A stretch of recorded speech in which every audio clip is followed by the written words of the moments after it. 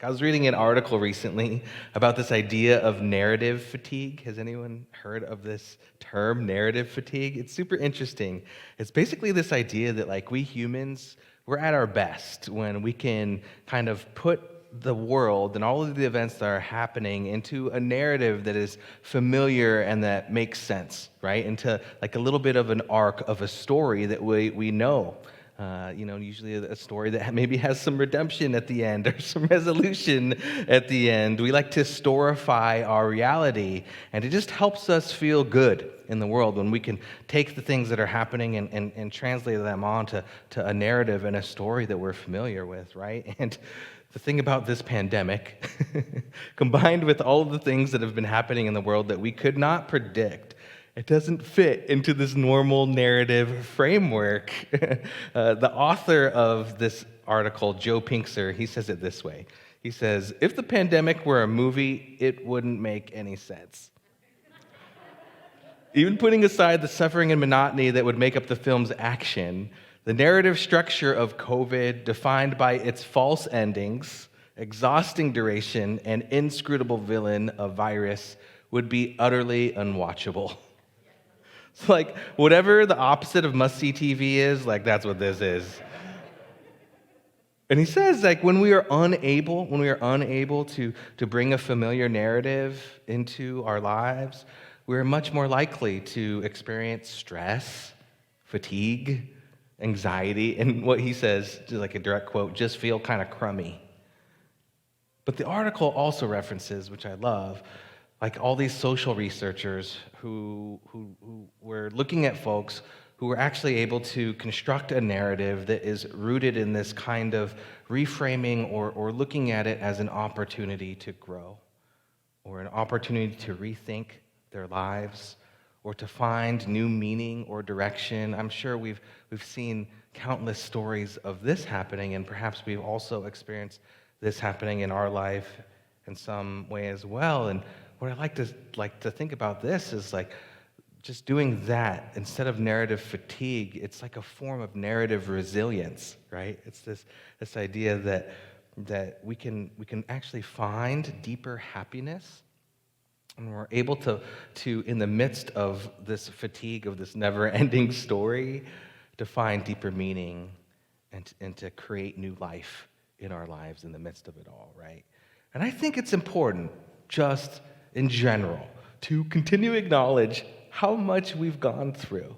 Just to acknowledge how much we've gone through. And it's to varying degrees, some of us more than others. And just to realize, hey, this has been a lot, y'all. This has been a lot. So, hey, if we're feeling a little tired, if we have a little bit of a shorter fuse, if we're feeling low energy, hey, if we didn't want to get up today and we sit in our pajamas and are staying at home from church, like, it's okay. Like, it's all right. We've all been through so much. And there are days where it feels like too much, and those are the days where I feel like we really need to pay attention to what's going on, to really do the care, and to find ways to discover how right in the midst of whatever may be troubling us, whatever may be tiring or fatiguing us, there could be something like a gift within there, but we have to be able to spend some time with it, not just spend our days distracting ourselves by scrolling, whatever else we do to do that. It also helps me, right? Like, when I don't want to pay attention, like when I really do just want to distract myself, when I just look a little bit at the real world stories that are happening right now, but kind of zoom in, not zoom out like to the invasion in Ukraine, but zoom in into some of the stories that are coming out. Like, these stories are filled with heroism and courage and a little bit of humor and this sense of resilience that, like, it gets me to that part of the song that Katrina sang about. It's like, yeah, I'm not ready to give up. Like, they are the epitome of not being willing to give up in the midst of it. I can't imagine what they're going through. And I realize the privilege that I have of feeling impacted by that, but not actually being impacted by that, right? Like, I'm just at my computer reading about the news. I'm not actually experiencing it. But then when I hear these stories of resilience, there is something that ignites within me that's like, yeah, I'm not ready to give up either. Like I'm willing to do all I can to meet this moment, and perhaps to do so in a way that can bring justice to the real struggles that they are going to. These are real narratives that are happening in real time, and I find them to be utterly inspirational in every single way. And I realize, right, like in our greater cultural context, we are often taught to turn away from difficulty, to malign struggle, to abhor pain. In fact, just to seek comfort above everything else. Maybe it's this American culture. I didn't realize that until like I traveled outside this country, and I was just like so needing to get back to all my creature comforts. Like all of my anxiety was the fact that most of my creature comforts were taken away, and how much that meant to me, right? And so to be able to adopt a view where we have like an acceptance that pain is a part of life, that times of trouble are a part of this being human and earthly experience, is to dig deeper than our culture has asked us to. Like to be able to have this authentic narrative resilience, which is to find stories that make us strong in the midst of pain. Narrative resilience is to find stories that make us strong in the midst of pain. We first have to just be able to be present to the pain and to be brave enough to really be with times of trouble. And this is why I think I have been continually so attracted to ancient wisdom, to faith paths, to folks that have been trying to figure out this thing called life for a really, really long time. And there's countless stories that talk about it, but the first one that came to mind, for whatever reason, was like one of the simpler stories, and that's of the story of when the Buddha became enlightened, right? I think we all know that the Buddha like became enlightened underneath the Bodhi tree. He was just sitting there zenning out or whatever. I don't know what he was doing exactly other than just breathing and being. But the stories go that like, after a while, there's this, this mythological figure of Mara who came in and just bombarded the Buddha with all of his deepest fears, just to throw him off his game, right? Just think of like the biggest fears you can think of, kind of like that Harry Potter closet of the biggest fears. You know what I'm talking about? And just bombarded him with that. And then after that didn't work, bombarded the Buddha with like creature comforts, with his greatest desires, anything to throw him off of his game. And what the Buddha did in that moment is he just like put his hand on the ground as sort of this grounding piece, took a breath, and then Mara disappeared. Like he did not give into his fear or his desire for comfort. And once that happened, that's when enlightenment came. And there's this other story in the Bible that's a smaller story about this pool on the banks. And on the banks of the pool, there's all these folks that were seeking healing in some way. They all gathered around this pool. And the only way the pool worked is when an angel would come and stir up the waters. And it was said right after those waters were stirred and troubled, whoever entered into those waters would become healed. Does anyone remember that Bible story, maybe who grew up reading the Bible? I gotta say, like, there's something about these stories, and that second one that is initially kind of hard for me because I grew up in Colorado, and like big bodies of water are terrifying to me. Like, I am really intimidated by troubled water. Like, I can handle snow and ice and cold and wind, but get me on a big body of water, and I'm just like terrified. There's that movie where like that couple was just like left in the middle of the ocean. It was like some horror movie. Obviously didn't see it. But like this couple just like left in the middle of nowhere, and there's like a whole horror movie that happens after that. It's like that is my nightmare. Like you couldn't pay me enough to watch that movie. But my wife Rebecca, she's the total opposite. She grew up in LA. She grew up on the swim team, and she played water polo. And I was really like shocked because the first time we were at the ocean together, it was actually on our honeymoon. And, she started swimming, and then she would just keep swimming, and then she would just keep swimming until I couldn't see her anymore. I was just like in the little boogie boarding area, and I was terrified. I was legitimately like scared for my wife. But she was gone for like a couple hours, and she comes cruising back. It's just like happy as could be, like as rejuvenated as I've ever seen her. She's like, "Oh my God, that's amazing!" And I was like, "I almost had a heart attack. I thought you were dead." But for her, deep waters, they still her. Like she understands deep water in a way like I don't. She knows how to adjust. She knows how to adapt.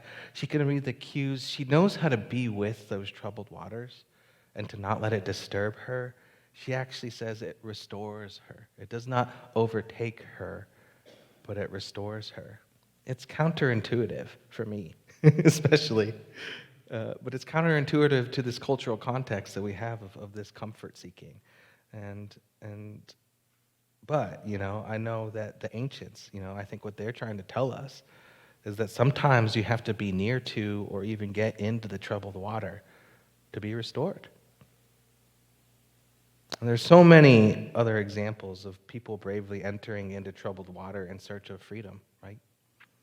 I think the most notable example comes from a lot of these spiritual songs, like the song that Helen referenced, of those who were forcibly enslaved in the American South, who were finding their way to freedom and who would often wade in the water, who would traverse these troubled waters on their way to freedom. Like these waterways guided them north, and the water would help them to shake off the scent of the slave owners' dogs who were attempting to hunt them down on their long and arduous sojourn to their new life in the north.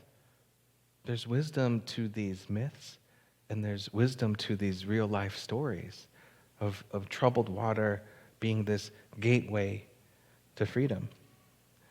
Our sacred reading today, Bridge Over Troubled Water from practitioner Helen, she talked about the origins of that story and how Paul Simon was listening to that spirituals gospel album when he wrote Bridge Over Troubled Water. It's an obvious reference to what I believe is God or love. Like a bridge over troubled water, I will lay me down. It's like, this, whatever we know of God to be in our lives, whatever that is, God is just saying to us, in your darkest moments and most troubled times, like, if you trust in me, I will lay myself down and be your bridge over troubled water. Like, that's what love does. That's what God does. And here at the center, right here, we have a very mystical and immanent view of the divine. It's not simply that transcendent understanding of the divine or God, like that, bearded dude in the sky that you see on the top of the Sistine Chapel, which I've seen and is very beautiful. But we have an understanding that sort of more traditional idea of God is perhaps part of it, but also we have this very immanent view that God shows up as real experiences of human life, shows up as love, shows up as courage, shows up as peace. And when we are experiencing those things and we are acting upon them, that is our understanding of this thing called God, which we know is just a word, this energy, this ineffable, ultimately ineffable, indescribable life force, like living in us, with us, through us, impacting us, sometimes out of nowhere, and that's what we call grace. We have this understanding, so if, with that understanding, like, if God is this love within us, and if we learn to trust that love within us, then what would it look like for love to lay itself down and provide a bridge, perhaps back to someone we have lost touch with, or like Reverend Shannon said last week, someone we've withheld our love from. Like, what would that look like? Like, how could you let love be the thing that allows you to walk over that troubled water rather than be overcome by it or scared away by it? Like, if God is the courage and strength within us, what would it look like for courage to lay itself down before you and provide a space for you to walk in a new way? Like, how would you hold yourself? What would you do that you've been scared of doing? What would you say? How would you act? What would that look like in your life? And courage, I just want to say, y'all, it doesn't have to be this like fiery, you know, like traditional kind of superhero courage that we may be like used to like seeing as courage. Like courage can have a myriad of different expressions. I love how Marianne Rodmacher talks about courage. She says, courage doesn't always roar. Sometimes courage is the quiet voice at the end of the day saying, I will try again tomorrow.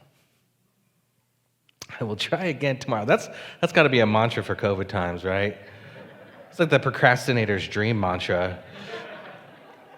But I think that kind of gentleness with ourselves, that's what I think we're all being called into right now. Like, we have a little bit less resources because of all that we've been through, so let's be gentle. Let's know that courage can show up and say, hey, maybe I didn't do that thing I said I was going to today, but guess what? I can always try again tomorrow. And perhaps that's like the most courageous thing I can do. And so there's this value in being in troubled water, with troubled water, whether we immerse in it or whether we bravely walk over it, And I love this metaphor, but I also want to bring it into like real life, like what is troubling waters in our lives right now? Like, what does that look like, right? Like, is what is troubling you something that feels some sort of pain? Like, I know for me, I have this pain body that comes up when I think about like some forgiveness work I need to do that I know is really necessary and important for me, but I don't want to do, but it's still there. You know what I mean? It's still living there. We just had a class about forgiveness in our practitioner training a couple of weeks ago, and we did an exercise that had us examine the real costs of unforgiveness, of not forgiving. We didn't bring up like deep trauma or abuse, recognizing, hey, like we need real professionals to do that kind of deep work. So I'm not inviting us into that necessarily. But it's the kind of forgiveness that perhaps is like right there, like right underneath the surface, that we know that like has some sort of key to a deeper sense of freedom in our lives right now. And I know for me, forgiveness doesn't work until I realize I really want to make the decision to forgive. I can't do it because it's a thing I need to do or like should do because like I'm a spiritual person, or I'm a minister, like I better do all my forgiveness work. I'm a minister. They're going to find me out if I don't. I don't do it because that's what I should do or what I ought to do. I do it because it's what I need to do. It's because I know that's what's going to bring me the most freedom. And it really has helped me to know and to wade in the waters of my unforgiveness long enough to realize what I'm sacrificing through all that unforgiveness. What is the actual cost of that? I think T.D. Jakes, he said something like, unforgiveness empowers our history at the expense of our destiny. Sorry we don't have a slide for that. But he said something like, unforgiveness empowers our history at the expense of our destiny. And that's what I realize is so much of the forgiveness work I know that I'm choosing to do right now is because I know that it holds me back from stepping into new life, from really experiencing something now, from taking risks in a way that I know that I can and want to do, right? And so that requires me to wade in the water of it a little bit, to get a little curious about what's going on in those waters in order to really get the lesson out of it, right? Perhaps our troubled waters, I know this is happening a lot these days, are about like comparison. Like I know in these days of social media and curated profiles that outwardly show like an often inaccurate or partial view of someone's life, like it's easy to get troubled by comparison. Like in comparison culture, what is troubling your waters about that? Like seeing how others are doing or how a feeling a sense of envy or not enoughness can come up when we're death scrolling through whatever thing it is and comparing our life to someone else's and all the things they're doing and how good they look and how they lost weight, but we like gained weight over the past 2 years. Like, how's all this happening? Like, what's wrong with me?